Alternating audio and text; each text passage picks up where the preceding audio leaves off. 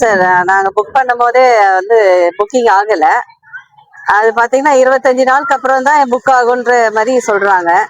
அதனால நாங்க புக் பண்ணி இது வரைக்குமே எங்களுக்கு கிடைக்காம தான் இருக்குது. அதனால ரொம்ப வீட்டுல எல்லாருக்கும் ரொம்ப கஷ்டமா தான் இருக்கு. சமைக்கிறது எல்லாமே கஷ்டப்பட்டு தான். மதராசப்பட்டினம், இது சென்னையின் புதிய அடையாளம். Madrasapattinam breaking news. சென்னை மக்களுக்கு சமையல் எரிவாயு சிலிண்டர் பற்றாக்குறை பெரும் அதிருப்தியை ஏற்படுத்தியுள்ளது. பொதுமக்கள் நீண்ட வரிசைகளில் காத்திருக்கும் அவல நிலை தொடர்கிறது. வணக்கம் மேடம், எங்க இருந்து வரீங்க? வணக்கம் சார், நாங்க ஈஞ்சம்பாக்கத்துல இருந்து வரோம். ஈஞ்சம்பாக்கத்துல எவ்வளவு நாளா இருக்கீங்க?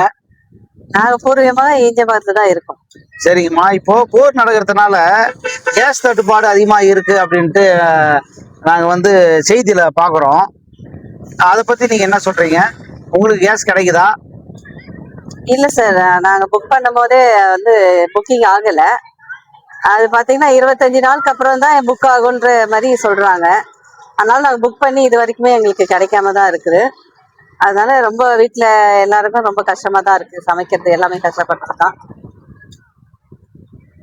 இப்போ நீங்க வீட்டுல சமைக்க முடியலன்னா ஹோட்டல்ல வாங்கி சாப்பிடுற ஒரு சூழ்நிலை ஏற்பட்டுருக்குதா?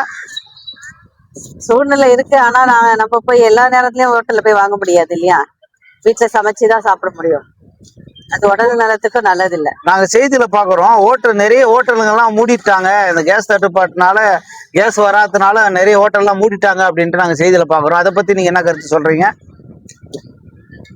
நமக்கு நம்முடைய ஆட்சி நமக்கு வர தலைவர் வந்து நல்ல ஆட்சி புரிஞ்சாங்கன்னா இனிமே இந்த தட்டுப்பாடுலாம் நமக்கு வராது. இப்போ நல்ல ஆட்சி யார் புரிவாங்கன்னு நீங்க நினைக்கிறீங்க? மக்களுக்கு நல்லது செய்யறவங்க தான் நல்ல ஆட்சி செய்ய முடியும். நீங்க சொல்றதுன்னா மக்களோடு மக்களா இணைந்து மக்களுக்கு ஒரு பிரச்சனைனா உடனே அங்க போய் அவர்களோட பிரச்சனையை தீர்த்து வைக்கிற தலைவரை நீங்க எதிர்பார்க்கறீங்க? ஆமா சார், ஆமா.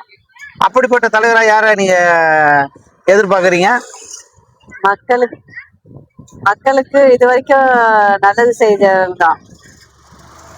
அவர் பேரை சொல்லுங்க, ஓப்பனா சொல்லுங்க. வணக்கம் வணக்கம் வணக்கம் வணக்கம். கேஸ் தட்டுப்பாடா இருக்கு, அதை பத்தி நீங்க என்ன நினைக்கிறீங்க? ஐயோ, ரொம்ப ரொம்ப சிரமமா இருக்குது. என்னன்னா, பிள்ளைங்க எல்லாருமே 2 பேரும் வேலைக்கு போற பிள்ளைங்க. எனக்கு ஒண்ணு காசா கிரானைட்ல ஒர்க் பண்றாங்க, ஒண்ணு இதுல ஒர்க் பண்றாங்க, ஹெச்ஆரா இருக்கிறாங்க. அவங்களுக்கு காலைல 8 மணிக்கு சமையல் பண்ணி கொடுக்கறதுன்றது பெரிய விஷயமா இருக்குது. உண்மையாவே ஒரு காலையில எழுந்த உடனே ஒரு காபி போடணும், அதுவே இஷ்யூவா இருக்குது.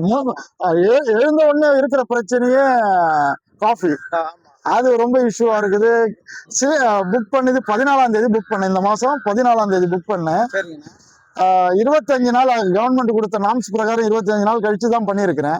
ஆனா டெலிவரி இன்னும் இது வரைக்கும் கிடைக்கல. டெலிவரி பாய் ரெகுலரா நம்மளுக்கு போன் எடுத்து இன்னைக்கு இல்லைன்னா நான் நாளைக்கு கொடுத்துருவேன்னு சொல்றவரு, டெலிவரி பாய் போனே எடுக்கிறதுல கண்டல அலரட்டு ஓடுறான் மனுஷன்.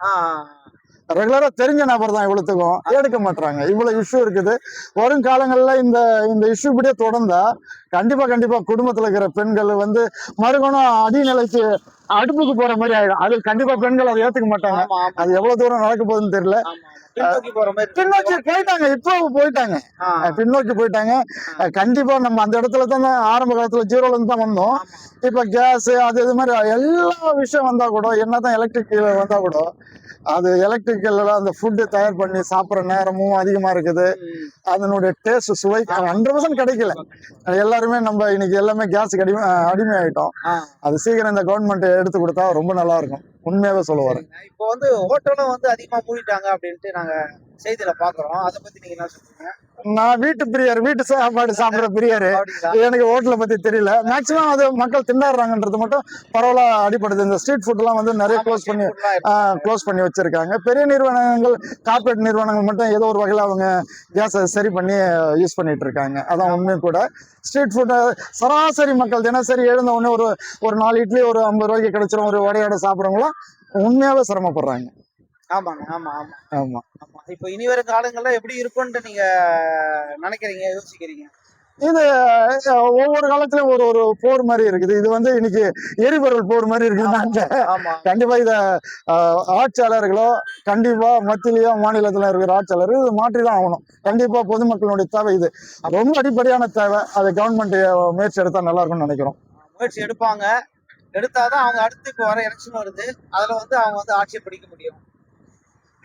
கண்டிப்பா இது ஆட்சி சம்பந்தப்பட்ட விஷயம். நம்ம எவ்வளவு தூரம் சொல்றோமோ இல்லையோ, இது தனிநபருடைய உணவு சம்பந்தப்பட்ட விஷயம். தனிநபர். கண்டிப்பா.